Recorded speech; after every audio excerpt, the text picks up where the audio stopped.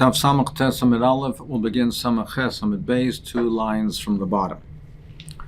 Omer Ma, so we learned in Bryce, we learned previously. Hoitziu Mashetem Hoitziim Vechnisu Mashetem Machnisim Ad Shelo Yoitzi Atayu Zeh V'Yeser Aleichem. So we learned in the Bryce that what in Rabbi Gamliel he told the members of the Mavoi that even though there was a bittul rishus, even the tzuki, though the tzuki was mevatel rishus, but he said, take whatever you want into the mavoi, take it into the mavoi before he does, because if he takes it into the mavoi, then if the tzeduki takes his items into the mavoi, then you will no longer be able to carry in the mavoi. So take what you need first, and then do what you need, take it first, so that he does not aser on you. So that implies that if they would take their items into the mavoi first, if they would use the mavoi first, notwithstanding the fact that the tzeduki afterwards would take things into the mavoi, the bittul that he made would still be valid, and they could continue to carry. As long as they carried into the mavoi first, as long as they used the mavoi first, it's mashma that they could continue to carry, and that the bittul would still, the tzeduki's bittul would be valid. If the tzeduki carried it out first, then it would not be valid. But if they did, then it would be.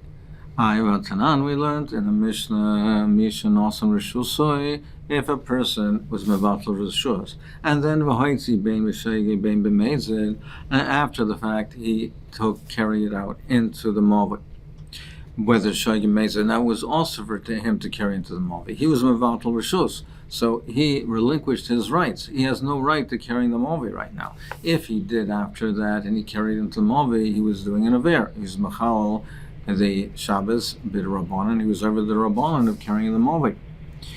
So whether shegi meizid oiser div Ramir, that's what Ramir says, that he answers.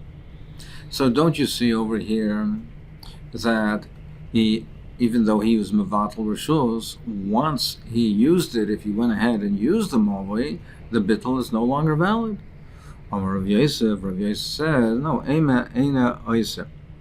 They say that he does not ask. That what we say rather is not that he does aser, that he ain't aser. He does not aser, and therefore be consistent with the brisa. Abai Amar, he says it's not a kash. Kan sheyachzik b'nei mavoi b'mavoi, kan sheyachzik b'nei mavoi b'mavoi. He says it's not a kasha. Yes, you can be geiris that the Mishnah says that it's also, and it's taka also. And if the person was mevatel rishus and then he carried it out into the mavoi, he would aser, and the other people cannot carry out rather. However, when is that so? That is so only if he carried into the mavoi before they carried into the mavoi. But if they carried into the mavoi first, he can no longer aser. So it's consistent with the Mishnah. What it says over here, that yes, leave it that the Girsa is, and the way the version is that Ramir says aser. Yes, he does aser. When does he aser? He asers if he carried into the mavoi before they did. But if they carried first, then he does not aser. Taisus asks a question, well, this chilik that we made, whether he carries first, they carry first, that's the way we learned the Mishnah. So that is the premise that we understood the whole halakha in the Mishnah. What was the Gemara's havamina? What was the kasha to say? What were they asking from? So Taisus explains that it doesn't say that he was mevatel rishus. It says mishan nosan rishus. Mishan nosan rishus is mashma that he gave it totally and completely, meaning that the Nachi gave it was mevatel rishus, and the Mumar or the Tzduki, he was mevatel rishus, and the other members of the Mavoi, they used it, so it was nosan. It doesn't say he was just mevatel. It was nosan, which means he gave over completely. So the havamina was, that implies that therefore, even if they started to use it first, so he gave over his rishus, he relinquished his rights, and they took hold of his rights, so it's given over completely. Nevertheless, if he goes ahead and carries in the mavi, then he nullifies that bittul. The Gemara answers no. Abai is saying, even though it used that lashon, even though it used the lashon of Misha Nosan, it doesn't say Mevatel, but that still could imply that he was Mevatel Rishus, and they have not yet used the Mavi. So it's not a kasha, because we could be talking in this case where he used it before they used it. Vatanya, so Brisa that the Gemara is going to quote now is a raya to the way we've just learned. The first part of the Brisa is not relevant to the discussion we had. It's dealing with a different point. The second part of the Brisa, the latter half, will be a raya to the chiluk that we made, whether who uses the mavi first. So the first part of the Brisa is about time we live in the Brisa. Actually, nosan rishus ohitzim. If the person, he was mitzi into the mavi, he carried into the mavi before he was mevatel rishus. The way Rashi learns, the issue over here is that the person was Mechal Shabbos, he carried into a Mavi Be'isr. Can he now be Mevatel? Once he did that, do we consider him a Mumer and say his bittul is not valid? Do we treat him like a Goy? And therefore he cannot be Mevatel? Or do we say, no, he could be Mevatel. Notwithstanding, he did the sister, he could be Mevatel. So a person, he actually nosan Rishusai before he gave Rishus, he carried hoitz into the Mavoi, Bain B'Shegi, Bain B'Mezid, Yochel Levatel. Div Rameir. Rameir says we don't treat him like a Mumar, and he could be Mevatel. But Rav Yehuda Omer, B'Shegi, Yochel Levatel, if he did B'Shegi, he can be Mevatel. But B'Mezid, ain't a Yochel Levatel, but B'Mezid he can't. We treat him like a Mumar, and we treat him like a Goy, and therefore he has no ability to be Mevatel. That's the way Rashi is learning it. And again, this is not relevant to our previous discussion. This is an inyan b'fnei atzmai about a mover. Is he treated like a goy? Can he be mevatel? And we'll discuss this later on in the Gemara. This is the way Rashi learns it. Taisa says, no, that's not the issue, is do we consider him to be a mumer or not? Because Taisa has several questions. One of them is that the mumer is only if he does his mechal b'farhesia, as we'll see in the Gemara coming up, only if he does b'farhesia, and it's mashma over here that there's no chilik whether he did it b'tzina, private, or b'farhesia in public. And why does it pick dafka the case of carrying into the mavi? And over here it's mashma that he did not do an avera until this Shabbos. He didn't do it prior to this Shabbos. So Taisa says that's not the issue over here. It's not whether he's a mummer or not. Taisa says that the issue is that if he carried into the Mavoi B'Isr, do we say, if he carried into the Mavoi B'Isr, do we say that his bittul is not wholehearted? Do we say that if he did this B'Mezid, do we say it's not a real bittul? He carried into the Mavoi, we don't treat it as a genuine bittul. Now the second part of the Brisa, which is relevant to what we just learned, Misha Nosan Rishus. If he was Mevatel, he gave Rishus, and V'Haitzin he carried afterwards, Bein B'Shegi, Bein B'Mezid Eiser. So we say that whether Shegi or Mezid, he answers Div Rameir. That's the words of Rameir, that Rameir says that he answered because by carrying into the Mavoi, if he did it b'Mezid, we say that he therefore he unwound the bittul. He therefore nullified the bittul that he made. And that's b'Mezid. And Shagi, we're going there, Shagi go to Mezid. Rav Yehuda Omer, b'Mezid Eiser, b'Mezid is Eiser b'Shagig, Eiser b'Shagig, it doesn't answer. Now here's the right that we just said, b'Med, v'Mamor, when is this said? Kishalei hechzik b'nei mavi b'mavi. That's only if the other residents didn't start using it first. Aval hechzik b'nei mavi b'mavi, but if they used it first, after the bittul, before he reclaimed it, b'M b'Shagig, b'M b'Mezid, Eina Eiser.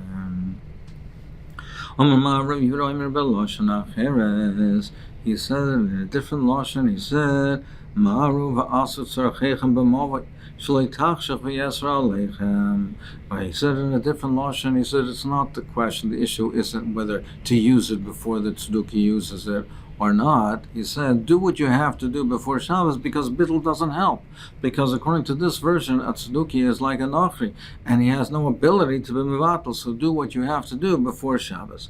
Alma nochri, who you see from here that he considers it to be, that tzeduki considers the tzeduki to be an nochri. Affecting more about tanan, actually yaitzi tanan. What do you mean? But who says actually yaitzi prior to what we means yaitzi, prior to the tzduki carrying out into the movie. Where it says ema achalo yaitzi hayayim, not yaitzi the tzduki. It makes no difference according to this version who uses the movie first, because according to this version, the tzduki is considered like a nachri. Yaitzi means not carry into the movie, means yaitzi, the day goes out, the going out of the day until the day. Do what you have to do prior to the end of the day. Because bittul doesn't help, because he holds that tzduki is like a nokri. So whatever you have to carry in the movie, do it prior to the end of the day, prior to Shabbos. And it's not a kasha. I'll tell you, kan b'mumar l'chal shabbos b'tzina, kan b'mumar l'chal shabbos b'farhesya. That there's a difference in the tzduki, and whether we consider him to be a nachri or not is whether he's machal Shabbos b'farhesya, or he does it b'tzina, or he does it privately. So there's a chilek whether he does it publicly or privately. Where do we consider him to be a nachri? And that's machal Shabbos, that's machal Shabbos b'farhesya. But if he's only machal Shabbos b'tzina, then we say that we don't consider him like a nochri, and bittul does help. And then bittul would help. So that's where we make this chiluk, whether it's b'tzina or b'farhesya. Tesis asks that if we're dealing with a tzduki, and we're dealing with a tzduki over here, and a tzduki does not accept the Yisur de Rabbanan, so why would we have a tzduki? Why would it be a chiluk for a hesya tzina? If he doesn't accept the Yisurim, then why would he restrain himself from doing it in public? He says because out of fear, many times they restrain themselves in public. So where do we consider him to be a nochri if he does it in public, but not in private? Kiman Azal, the Sanya, who is going to the following that we learned in the Braisa, Mumar Vigilu Panim Harezein Mevatel Rishus. A Mumar, or a person who's chutzpahdik, he can't be Mevatel Rishus. So what does it mean chutzpahdik? We mean the chutzpah in the context of he's over Averas. So Gilaponim, Mumar Gilaponim is a Mumar, it's one and the same. So what does it mean? El a Mumar big Gilaponim, what it means to say is a Mumar, he is over Averas, he does it in a chutzpahdik way. He does it in B'farhesya. That's what I mean. He's a Mumar B'farhesya. Then Eina Yochel Mevatel Rishus. That type of a person cannot be Mevatel Rishus. Kiman, who's it going like? Rav Yehuda. It's like Rav Yehuda that we saw in the previous Braisa, that he holds that if he does it b'mezid, then he cannot be mevatel rishus. If he does b'farhesya, like we learned, he cannot be mevatel rishus. How would the medusha? A person went out. There was a certain person who went out on Shabbos. He went out in public, and he was carrying or wearing a bag of spices. So he had the bag of spices, but the bag of spices that he had, that was not considered is derech malbush. So it was considered to be carrying. It's not considered derech malbush to go out in that way. So Kevin the Chazal Rav Yehuda in the Sia, he saw Rav Yehuda in the Sia, and he covered it. He was embarrassed. He covered it. Omar, so Rav Yehuda Sia said, that this type of a person can, even according to Rav Yehuda, he could be mevatel rishus, because since he's embarrassed to be seen in public like that, then we don't consider him a mumar begil upon him, and he could be mevatel rishus. We do not consider him to be a nachri. Ramesha Feinstein Zatzal explains, well, if he's mechal Shabbos, then mechal Shabbos means kfir. We consider Mechal Shabbos to be a kaifer. Why do we consider him to be a mumar? Because if he does not keep Shabbos, that's the side of the Emunah that the Rebbeinu Shalom created, the Shemayim V'aretz. So what difference does it make? Does he do it in public or in private? even if he does it privately, isn't he considered a kafir? Isn't he considered a non-believer? So Ramesh says, he explains that if he does it in public, he's a kafir. So he's a mumar, he's a non-believer. If he does it in private, we attribute his being over the avera not to a lack of amuna. We attribute it to the ataiva. He has a yetzer hara, he has a desire. He can't control his desire to be machal Shabbos, but not because of a fundamental lack of amuna, lack of faith. He does it privately. He can't control his desires. But if he does it in public, that's kfirah. Amar Rav Huna, Ezeu Yisrael Mumar. Well, how do we define Yisrael Mumar? Is that Machal Shabbos b'farhes? He's Machal Shabbos in public. Amar Rav Nachman Kiman. Who is this going according? You're saying specifically Shabbos. Kiman. Ikar of Meir the Omar Chashel Davar Echad Chashel Chol Torah Kula. Rav Meir says one who's suspected of being one avera, then he's suspected of being over the Kol Torah Kula. Then Afil Becham Kol Yisur Shabbatar Nami. So it should be not specific to Shabbos. It should be any of the Yisurim in the Torah. He should say the same thing. He should be considered a mumar. And but according to the Rabbanan, who say that if it's his person suspected in one aver, doesn't mean he'll do all the avers. He's not Chashal Kol Torah Kula. So you should say not Shabbos. You should say Avodas Kochavim, because Avodas Zarah negates, and that means he's a non-believer. He negates the Kol Torah Kula. So what do we mean when we say here that he's Machal Shabbos V'Rayas, he's Mumla Chol Torah Kula? We don't mean in all respects, in all regards. We mean it in a specific matter, the subject matter at hand. That means Litin Rishus Levatel Rishus. That means that he has no ability anymore to be Mevatel Rishus, to relinquish his rights, and that the people, to allow the people to carry in the movie. We treat him like a Nokri in regards to this Hilchos Shabbos, that he cannot be Mevatel Rishus. So Gedatanya Yisrael Mumar Mishaber Shabbos B'Shuk, if he's Yisrael Mumar, but publicly he keeps Shabbos, he's not Machal Shabbos in public, Mevatel Rishus. And he can be Mevatel Rishus. She'ein Mishaber Shabbos B'Shuk, but if he's Machal Shabbos for Hesia, ain't Mevatel Rishus. He cannot be Mevatel Rishus. Neisham Yisrael Noitel Rishus v'Noisel Rishus. Ayid, that he has ability to be Mevatel Rishus and to accept the Rishus. So one Yid can be Mevatel Rishus to his friend, the other Rishus, the Yid can acquire from it, but with Nochri, Achi Hasker and Nochri, that no, Bittul Rishus doesn't help by Nochri, you have to be, I need Schiris, you need rental. So this is what we mean specifically, that if a Yid is Mechal or Chachman, son of Mavad, is Mechal Shabbos for Hesia, then he's considered like to be a Mumar, meaning a Nochri, that there's no Bittul Rishus.